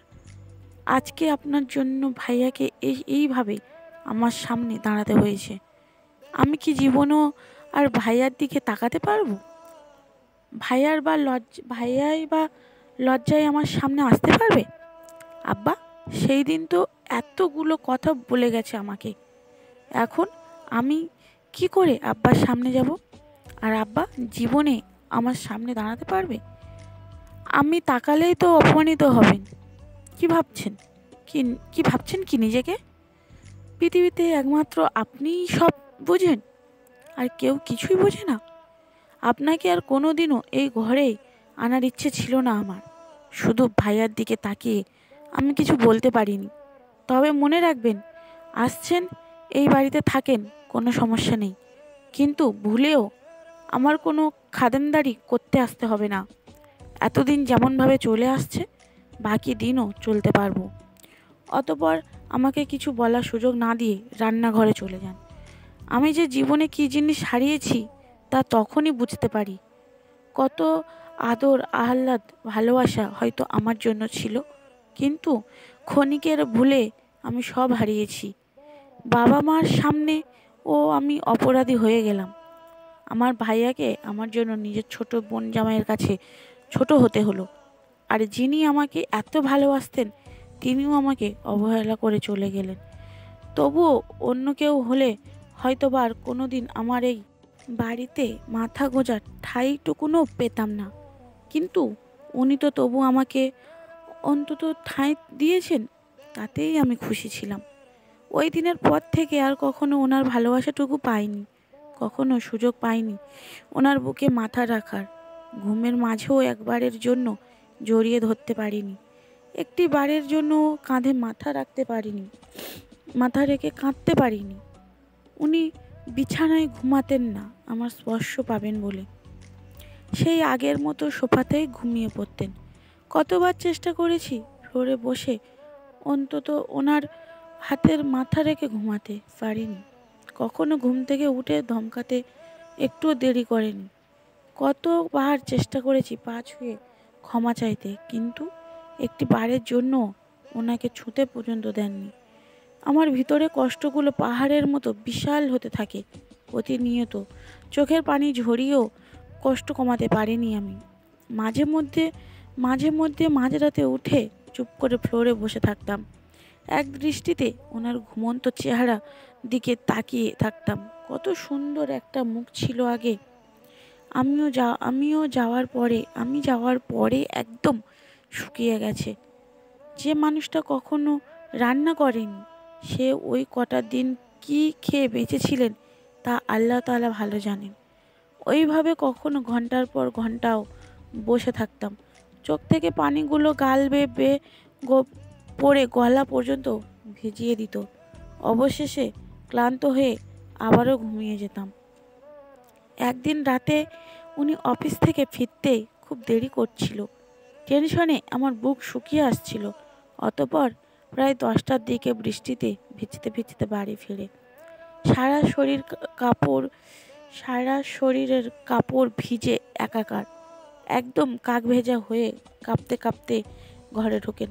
তাড়াতাড়ি কাপড় পাল্টে কোনো রকমে কটা খেয়ে কাঁথা মুড়ি দিয়ে সোফায় শুয়ে পড়েন। রাতে প্রচুর জ্বর আসে। আধো ঘুমে গোঙাতে গোঙাতে আবল তাবল বকতে থাকে। ঘুম থেকে উঠে কাঁধে ভর দিয়ে সোফা থেকে কোনো রকম বিছানায় নিয়ে আসি ওনাকে। শরীর জ্বরে পুড়ে যাচ্ছে। মাথার নিচে পলিথিন কাগজ দিয়ে মাথায় প্রায় 2 বালতি পানি দিতে হয়। তারপর জ্বর কিছুটা কমে আসে। ভেজা বালিশ থেকে মাথা সরিয়ে আমার পায়ের উপরে শুইয়ে দিই। রাত তিনটা প্রায়। রাত তখন রাত তখন প্রায় 1টা বাজে। আমার চোখেও প্রচুর ঘুম আসে, কিন্তু ওনার মাথাটা পা থেকে সরিয়ে বালিশে দিয়ে আমিও যে একটু ঘুমাবো তার সাহস হয় না। কতদিন পরে ওনাকে কাছে পাওয়ার একটু সুযোগ পেয়েছি সেই ভাবনায় পিঠ দেওয়ালে ঠেস দিয়ে বসে থাকি। কখন যে ঘুমিয়ে পড়ি নিজেও জানি না। হঠাৎ ওনার ডাকে ঘুম ভেঙে যায়। এই অবন্তী, অবন্তী, এই ওঠো। আমি ঘুম জড়ানো কণ্ঠে উত্তর দিই, কি হয়েছে আবার? খারাপ লাগছে? উনি বলে, না, এখন একটু ভালো লাগতেছে। আমি বলি, আচ্ছা, তবে ঘুমিয়ে থাকুন, সব ঠিক হয়ে যাবে। উনি বলে, তুমি এভাবে ঠ্যাস দিয়ে ঘুমাতে পারবে? বালিশ নিয়ে শুয়ে পড়ো। আমি উত্তর দিই, আসলে বালিশ বালিশ একটা ভিজে গেছে, আর একটাতে কি করে দুজনে ঘুমাবো? তার চেয়ে ভালো এভাবেই ঘুমিয়ে থাকুন, আমিও ঘুমাই। আর কোনো কথা না বলে উনি উঠে বালিশ নিয়ে শুয়ে পড়েন। আর একটু পরে আমাকেও টেনে শুইয়ে দেন। আমি এমনিতেই বসে বসে ঘুমিয়েছি। আমার ঘুম ভালো হয়নি। ঘুমের চোখ বন্ধ হয়ে আসছে। তাই বিছানায় মাথা রাখতেই আমি ঘুমে তলিয়ে যাই। সকালে ঘুম থেকে উঠে নড়তে পারি না। তখনও পুরোপুরি সকাল হয়নি। আমি নিজেকে আবিষ্কার করি ওনার বুকে। একটা মাত্র বালিশে উনি শুয়ে আছেন, আর আমি ওনার হাতের উপরে শুয়ে আছি। ওনার ডান হাতের উপরে আমার মাথা, আর বাম হাত দিয়ে আমাকে জড়িয়ে ধরে আছেন। তখন আমার যে কতটা ভালো লাগে আমি বলে বোঝাতে পারবো না। খুশিতে আমার কান্না চলে আসতে থাকে। আমি কোনো রকমে মাথাটা ওনার দিকে ঘুরিয়ে ওনার বুকে মুখ রেখে আবার ঘুমানোর চেষ্টা করি, কিন্তু বিভিন্ন ভাবনা আমাকে ঘুমাতে দেয় না। তাই বিড়াল ছানার মতো গুটি মেরে সজাগ হয়ে শুয়ে থাকি। উঠতে মন চায় না, কিন্তু বেশি দেরি হলে আবার নামাজ কাজা হয়ে যাবে, আর ওনাকে যদি নামাজের জন্য না ডেকে দিই তবে হয়তো আবার রাগ করতে পারে। তাই কোনো রকমে নিজেকে ছাড়িয়ে নিয়ে অজু করে এসে ওনাকে ডেকে দিই, কিন্তু উনি রাতে জ্বর থাকার কারণে হয়তো উঠতে কষ্ট হচ্ছিল, খালি বারবার হু হু করে আবারও ঘুমিয়ে যাচ্ছিলেন। আমি ওনার কপালে চুমু দিয়ে কানে কানে বলি, এই যে এত ঘুমালে হবে? নামাজ পড়তে হবে না? উঠুন, নামাজ পড়ে তারপর আবার মন চাইলে ঘুমাবেন। এবার তিনি ঘুম থেকে উঠে তাড়াতাড়ি গিয়ে ফ্রেশ হয়ে অজু করে আসেন। দুজনে একসাথে নামাজ শেষ করি। নামাজ শেষ হতেই উনি বলেন, 2 রাকাতে নফল নামাজ পড়ে নাও। আমিও ওনার কথা মতো নফল নামাজ পড়ে নিই। তবে নামাজ শেষে বুঝতে পারি এটা হলো সেই নামাজ যা 2 প্রান্তের দুজন একসাথে হওয়ার শুকরিয়া স্বরূপ আদায় করে। ওই দিনের পর থেকে আমি কিছুটা ভালোবাসা পাই। কিছুটা বলতে আমাকে আগের মতো অতটা অবহেলা করতো না। অবহেলা কমে গেছে ঠিকই, কিন্তু আজও আমি ভালোবাসাটা পাইনি। জানি না কবে পাবো। হঠাৎ বাস ড্রাইভার হার্ড ব্রেক করাতে সামনের দিকে ঝুঁকে পড়ে অবন্তী আর অপরিচিতা। নিজেদেরকে তাড়াতাড়ি সামলে নেয় তারা। এতক্ষণ ধরে ঝিম ধরে অবন্তীর কথাগুলো শুনতে থাকা অপরিচিতা বলে, আপু, তবে তবে এখন আমার কি হবে? আমিও যে বড় একটা ভুল করে ফেলেছি। শোনো অপরিচিতা বোন, এখন তোমার বয়স সবে মাত্র 18 হয়েছে। হয়তো তুমি মনে করছো সেই কলেজ লাইফের রিলেশনটা অনেক মজার ছিল, সে অনেক ভালোবাসতো। আরে বোকা মেয়ে, সে যদি তোমাকে ভালোবাসতো তবে একবারের জন্য হলেও তো তোমার পরিবারের বলতো বলতে পারতো, অথবা তার পরিবার থেকে কাউকে পাঠাতে পারতো।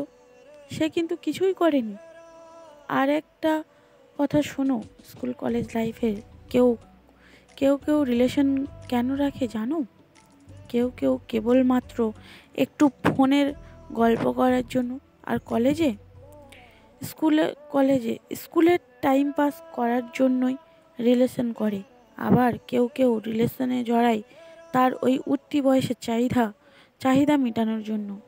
একটা বার লুকিয়ে খোঁজ নিয়ে দেখো, তোমার অবর্তমানে সে হয়তোবা আরেকটা রিলেশনশিপে জড়িয়ে গেছে। আবার নতুন করে কাউকে বলছে তোমাকে ছাড়া আমি বাঁচব না। তুমি হয়তোবা এখন আমাকে বলবে, আমি যে তোমাকে এত জ্ঞান দিচ্ছি, আমি কেন তবে ওই ভুলটা করেছিলাম? আসলে আমার ওই ভুলের কারণে শিক্ষা হয়েছে বলেই তো তোমাকে আজ বোঝাতে পারছি। ভুল থেকেই তো সবাই শিক্ষা নেয়। এই বলে অবন্তী অপরিচিতাকে বোঝাতে লাগলো। অপরিচিতা বলে উঠল, আপু, আমি যেমন 2 বছরের সম্পর্কের মায়ায় জড়িয়ে গেছি, সে কি জড়িয়ে যায়নি? অবন্তী বলে, হ্যাঁ, এটা ঠিক বলেছ। একসাথে চলার ফলেই আসলে মায়া জন্মায়, ভালোবাসা জন্মায়। প্রথম দেখাই তো কেবল সুন্দর চেহারাটাই ভালো লাগে। কিন্তু একটা কথা মনে রাখবে, 3-4 বছরের রিলেশনশিপের মায়ার চাইতেও 3 অক্ষরের কবুল শব্দটায় মায়া অনেক বেশি। হুট করেই একজনকে আই লাভ ইউ বলে বলে ফেলা যায়, কিন্তু কবুল শব্দটা উচ্চারণের সময়ে হৃদয়টা ছিঁড়ে যায়। চোখে থেকে আপনা আপনি পানি ঝরে। সেই পানিটা একদিক দিয়ে সুখের, অন্য দিক দিয়ে বেদনার। তুমি আজকে যদি তোমার স্বামীকে ডিভোর্স দিয়ে বাড়ি চলে যাও এবং ঈদিত পালন শুরু করে দাও, আমি গ্যারান্টি দিয়ে বলতে পারি তুমি কালকেই হাতের অনামিকা আঙুলটার দিকে তাকিয়ে ভাববে, এখানে অনেক যত্নের একটা আংটি ছিল। খেতে গেলে ভাববে, সে কি খেয়েছে, না আমার জন্য কষ্ট পেয়ে না খেয়ে ঘুমিয়ে গেছে। ঘুমাতে গেলে ভাববে, সে কি ঠিকমতো ঘুমাতে পারছে, নাকি বিছানার দিকে তাকিয়ে আমার কথা ভাবছে। তারপর দিন শেষে পরিসংখ্যান করবে, তুমি তার চাইতে বেশি ভেবেছো, তুমি তার চেয়ে কম ঘুমাতে পেরেছো, তুমি ঠিক মতো খেতে পারোনি। তখন আবার ভাবতে শুরু করবে, ওই দিন কত কষ্ট করে আলহামদুলিল্লাহ কবুল শব্দগুলো বলেছিলাম, আজ এত তাড়াতাড়ি সব ভুলে চলে এলাম। আমি কি ভুল করিনি? তখন তোমার বুঝে আসবে যে হ্যাঁ, তুমি কি জিনিস পিছনে ফেলে রেখে চলে এসেছো। তখন অনেক দেরি হয়ে গেছে। তুমি আর সেই হারানো জিনিস আগের মতো করে ফিরে পাবে না। অপরিচিতা উত্তর দেয়, আপু, তবে এখন আমি কি করব? আমাকে একটা সঠিক রাস্তা বলে দাও। অবন্তী বলে, আমি এতক্ষণ যা বললাম খুঁজে দেখো, তার মাঝেই তোমার সঠিক রাস্তা। তুমি ওই সব অতীত ভুলে এখন বাস্তবতার চিন্তা করো। এখন তোমার বিয়ে হয়ে গেছে। বিয়ের পরে তুমি যতই অতীত ভাববে ততই তোমার পাপের পাল্লা ভারী হবে। আর তাছাড়া তুমি যদি এখন আবার সেই পুরাতন প্রেমিকের কাছে ফিরে যাও, তুমি কি ভাবছো তুমি সুখী হবে? মোটেও না। ছোট থেকে ছোট ভুলে সে তোমাকে খোঁটা দিবে। তোমার একটু ভুলেই শাশুড়ি ননদের খোঁটা শুনতে হবে। তাই যা বলছি তাই করো। যাও, পিছনের সিটে গিয়ে বসো। রাতে অতীত ভুলের জন্য স্বামীর কাছে ক্ষমা চেয়ে নিও, আর সুন্দর করে সংসার শুরু করো। অপরিচিতা একটু চুপ থেকে আবার বলে, সত্যিই যাবো আপু? অবন্তী বলে, তো আর কি, যাও, পিছনের সিটে যাও। আর আমার জন্য দোয়া করো যেন সব ঠিক হয়ে যায়। অপরিচিতা মুচকি হেসে অবন্তীর পাশ থেকে উঠে 2 সিট পিছনে গিয়ে স্বামীর পাশে বসে। অবন্তীর মুখেও হাসি ফুটে ওঠে। মনে মনে বলতে থাকে, আল্লাহ, আমি পেরেছি। নিজে ভুল করলেও অন্যকে ভুল করতে দিইনি। আমি তাকে বোঝাতে পেরেছি। আমি একটা সংসার সুন্দর করার উছিলা হয়েছি। আল্লাহ, আল্লাহ, এই কাজকে উছিলা করে তুমি আমার সংসারটা ঠিক করে দাও। আল্লাহ, তুমি ওনার মন পরিবর্তন করে দাও। এখন থেকে যেন উনি আমাকে আগের মতোই ভালোবাসে, সেই ব্যবস্থা করে দাও। অবন্তী আজকে তার বাপের বাড়ি যাচ্ছিল। একা একা তো আর যাওয়ার কথা ছিল না। অবশ্যই তার স্বামীর সাথে থাকতো। আসার সময় স্বামীকে অনেক বলেছিল, কিন্তু তার স্বামী আব্দুল্লাহ বলে, দেখো, আমি কোন মুখ নিয়ে তোমাদের বাড়িতে যাব? আমি পারবো না। আব্বা আমাকে দেখলেই অপমানিত হবে, আম্মা আমাকে দেখলে অপমানিত হবেন। আমি কারোর দিকে মুখ তুলে তাকাতে পারবো না, কারণ মুখ তুলে তাকালেই তারা অপরাধ বোধে ভুগবেন। আমি চাই না ওনাদের অপমানিত করতে। তার চেয়ে ভালো তোমার যেতে মন চাই যাও, আমি গাড়িতে তুলে দিয়ে আসি। বাসে একবারে তোমাদের এলাকায় স্টেশন হয়ে যাবে, সেখান থেকে পরে রিক্সা করে চলে যাবে। অবন্তী আর কিছুই বলতে পারে না, কারণ তার বোঝা হয়ে গেছে কি ভুল সে করে ফেলেছে। তাই কেবল মাথা ঝাঁকিয়ে সম্মতি জানায়। আব্দুল্লাহ ও স্ত্রীকে গাড়িতে উঠিয়ে দিয়ে নিজে অফিসে চলে যায়। আর সেই বাসেই ওঠে অন্য আরেক নবদম্পতি। যখনই মেয়েটি তার স্বামীর সাথে না বসে বরং অবন্তীর পাশের খালি সিটে এসে বসলো, তখনই অবন্তীর মনে হলো হয়তোবা তাদের কোনো ঝগড়া হয়েছে, নতবা তার মতোই কোনো সমস্যা। তখনই অবন্তীর প্রশ্নের জবাবে অপরিচিতা বলে তার জীবনের প্রথম প্রেমের গল্প, তার ভালোবাসার গল্প এবং তার পরিবার তার অমতে তাকে বিয়ে দিয়েছে সেই গল্প। অবন্তী অপরিচিতার ভুলটা বুঝতে পেরে নিজের জীবনের তিক্ত অভিজ্ঞতার কথা বলে অপরিচিতাকে বোঝাতে সক্ষম হয় যে আসলে বিয়ের সম্পর্কটাই আসল সম্পর্ক। অবন্তী স্টেশন এসে পড়েছে, তাই নামতে যায়।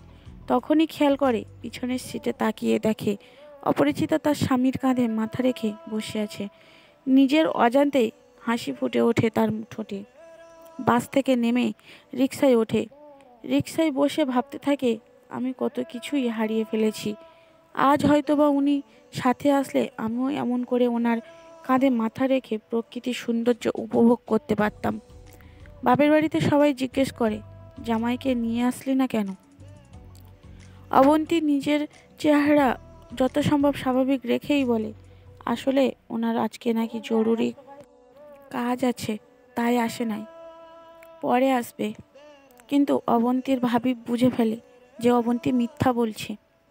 রাতে খাওয়া দাওয়ার পরে অবন্তীকে জিজ্ঞেস করে, অবন্তী, তোমার জামাই কি এখনো রাগ করে আছে নাকি? আজকে আসলো না কেন? অবন্তী ভাবির কাছে কিছু লুকায় না, সব বলে দেয়। অবন্তীর ভাবি ওকে সান্ত্বনা দিয়ে বলে, কেঁদো না, সব ঠিক হয়ে যাবে। একটা বাবু হলে দেখবে সব ঠিক হয়ে যাবে। দেখো নাই, তোমার ভাইয়া আগে আমার সাথে কত রাগ দেখাতো, কিন্তু যেদিন শুনেছে আমার বাবু হইব, ওই দিন থেইকা তো আমি যা বলি তাই শোনে। আগে তরকারিতে একটু লবণ কম বেশি হলেই রাগারাগি করতো, আর ওই দিন তরকারিতে ভুলে লবণ দেই নাই, কিন্তু চুপচাপ কষ্ট করে খাইয়া নিছে। খাওয়া শেষ কইরা তারপর বলছে, এই তরকারিতে লবণ মনে হয় কম হয়েছে। পরে তো আমি দেখি যে লবণই দিই নাই। আমি পরে যখন কইলাম, আপনি লবণ ছাড়া তরকারি কেমনে খাইছেন, একবার বললেনও না। পরে তোমার ভাইয়া কইতাছে, তুমি সারাদিন এত কষ্ট করো, এই গরমের মধ্যে রান্না করো, আমি একটু কষ্ট করে না হয় খাইলাম। পুরুষ মানুষের এমনই রাগ বেশি। কিন্তু দেখো, বাবু হইলে তখনই আর রাগ করতো না, তুমি যা কইবা তাই শুনবো। অনেক পুরুষ বলে, একবার চিন্তা করি, বউ এইটা ডিভোর্স দিয়ে আবার বিয়া করুম, খালি পোলাটা মায়াটার দিকে চাইয়া পারি না। তাদের বলি, ভাই, আপনার পোলা মাইয়াটা কিন্তু আপনার স্ত্রীর কারণে হয়েছে, সুতরাং সন্তানের চেয়ে সন্তানের মাকে অধিক ভালোবাসতে শিখুন। অবন্তী মনে মনে ভাবে, উনি তো এখনও আমাকে ভালোবাসে না ঠিক মতো, আবার বাবু। অবন্তী বলে অবন্তীর ভাবি বলে, অবন্তী হইছে, এখন আর চিন্তা করন লাগতো না, যাও গিয়ে ঘুমাও। আমিও জায়গা, তোমার ভাই মশারি ছাড়াই শুইয়া রইছে, যেই মশা, যাই আমি গিয়ে তোমার ভাইরে মশারি টাঙিয়ে দিতে হইব বলেই চলে যায়। অবন্তীও নিজের মতো মশারি টাঙিয়ে শুয়ে পড়ে। তারপর স্বামীকে ফোন দিয়ে খাওয়া দাওয়ার খোঁজ নিয়ে ঘুমিয়ে পড়ে। 2 দিন পর অবন্তীর আর বাপের বাড়িতে মন বসে না, খালি ভাবির কথাগুলো চিন্তা করে। স্বামীকে ফোন দিয়ে বলে এসে নিয়ে যেতে, কিন্তু আব্দুল্লাহ আসবে না জানিয়ে দেয়। কোনো ভাবান্তর না পেয়ে বাবাকে বলে ফেলে, আব্বু তুমি একটু বলো না। ওহ না, বলো না আব্বু, তুমি একটু বলো, না হলে উনি আসবে না। অবন্তীর বাবা লজ্জা সত্ত্বেও কোনো রকমে মেয়ের জামাইকে কল দিয়ে বাড়িতে আসার কথা বলল। আব্দুল্লাহ শ্বশুরের কথা ফেলতে পারল না, অবন্তীকে নিতে চলে আসলো। খাবার টেবিলে যখন সবাই একসাথে খেতে বসলো, আব্দুল্লাহ একবারও মাথাটা উঁচু করতে পারল না, পাছে তার শ্বশুরের সাথে চোকাচুকি হয়ে যায়। বিকালে স্ত্রীকে নিয়ে বাড়িতে ফিরে আসলো আব্দুল্লাহ।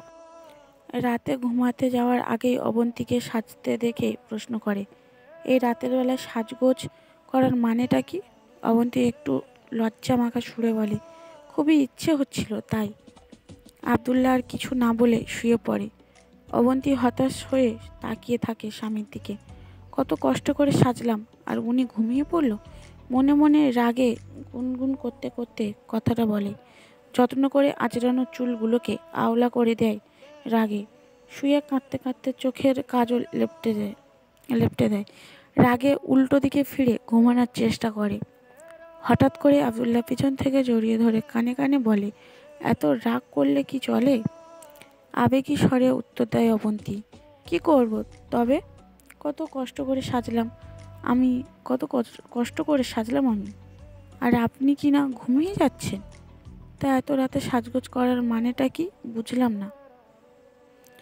কেন সেজেছি তা বুঝি আপনি বোঝেন না? না, বুঝি না তো। তুমি না বললে কি করে বুঝবো? কেন করছো? আমার একা একা ভালো লাগে না। আপনি তো সারাদিনই অফিসে থাকেন, আর আমি বাড়িতে সারাদিন একা একা থাকি, আমার বোরিং লাগে। তা ওই একা থাকার সাথে এই সাজুগুজুর কি সম্পর্ক? কোনো সম্পর্ক নেই। আমার মন চাইছে তাই সেজেছি।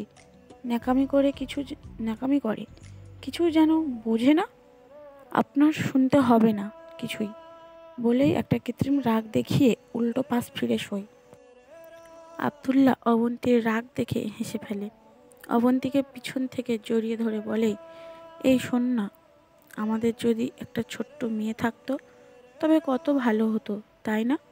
সারাদিন দৌড়াদৌড়ি করতো, কত ভালো ভালো হতো, তাই না? অবন্তী মুখ ঘুরিয়ে আব্দুল্লাহ বুকে মাথা রেখে বিড়াল ছানার বুকের সাথে মিশে গিয়ে বলে, একটা কথা বলবো আপনাকে?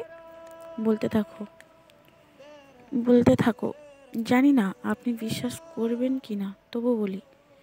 আমার আর ওর মধ্যে যদিও 3 বছরের একটা সম্পর্ক ছিল, কিন্তু কসম করে বলতে পারি আমাদের মধ্যে কোনো খারাপ সম্পর্ক ছিল না।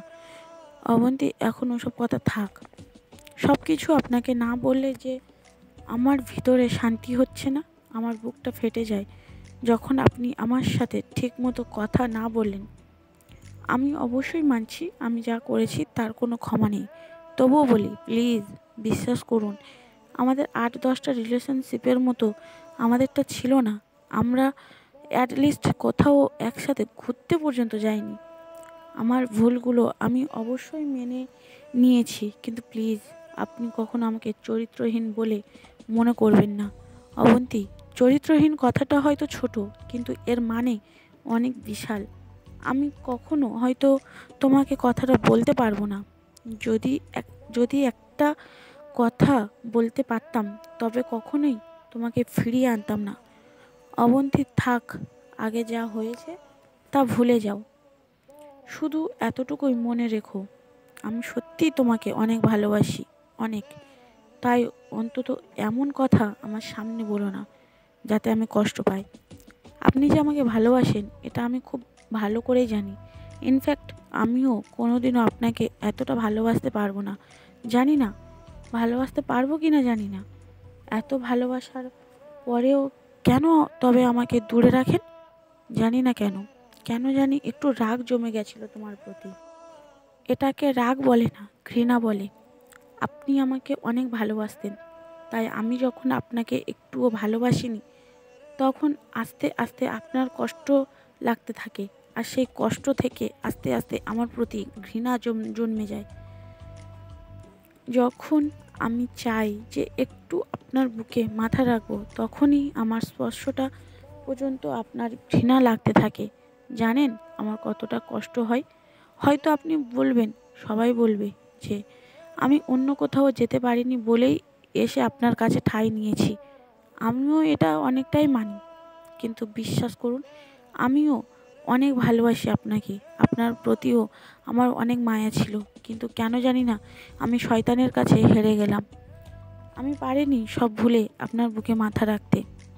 আব্দুল্লাহ কাঁদতে কাঁদতে বলে, আমার মা শেষ মুহূর্তে এসে শুধু তোমার জন্য কষ্ট পেয়েছে অবন্তী। মা আমাকে ভরসা করার মতো কারোর কাছে রেখে যেতে পারেনি, এই জন্য কষ্ট পেতে পেতে মারা গেছেন। অবন্তী, মায়ের জন্য কি তোমার একটুও মায়া লাগেনি? অবন্তী টুকরে টুকরে কাঁদতে থাকে। হঠাৎই পাগলের মতো কাঁদতে কাঁদতে বলতে থাকেন, মা আমাকে এত ভালোবাসতেন, আমাকে এত আদর করত। আমাকে যেদিন বলেছিল তুই তো আমার মেয়ের মতোই, সেদিন থেকেই উনি আমার কাছে নিজের মায়ের মতোই হয়ে গিয়েছিল। জানি না তবু কেন আমি মাকে এতটা কষ্ট দিলাম। ওই দিনের কথা মনে পড়লেই আমার কলিজাটা ছিঁড়ে যায়। আজও ওই ঘরে গেলেই আমার চোখে ভেসে ওঠে উনি হাসতে হাসতে বলেছেন, তুই তো আমার মেয়ের মতো। অবন্তী আর বলতে পারে না, পাগলের মতো কাঁদতে থাকে। আব্দুল্লাহ অবন্তীকে শক্ত করে জড়িয়ে ধরে বলে, প্লিজ আর বলো না, একটু শান্ত হও, নয়তো শরীর খারাপ করবে। অবন্তী একটা ভীতু বিড়াল বাচ্চার মতো করে স্বামীর বুকের সাথে লেপ্টে থাকে। একটু পর ফুপিয়ে ফুপিয়ে কাঁদতে থাকে। বেশ অনেকক্ষণ পরে অবন্তীকে চুপ থাকতে দেখে আব্দুল্লাহ বলে, এই অবন্তী, ঘুমিয়ে গেছো? না, আর কতক্ষণ এভাবে থাকতে আর কিছুক্ষণ এভাবে থাকতে দিন না প্লিজ। আর একটু শক্ত করে ধরবেন আমাকে, যেন এতদিনের সব কষ্ট মিশে যায়। অবন্তী, তোমার কি হয়েছে বলো তো? আচ্ছা শোনো, আজকে থেকে আর অতীতের কোনো কিছুই নিয়ে ভাবতে হবে না, কেমন? আর এই কয়দিনের জন্য দুঃখিত, আর বকা দিব না তোমাকে। সত্যি এভাবে আগলে রাখবেন তো সব সময়?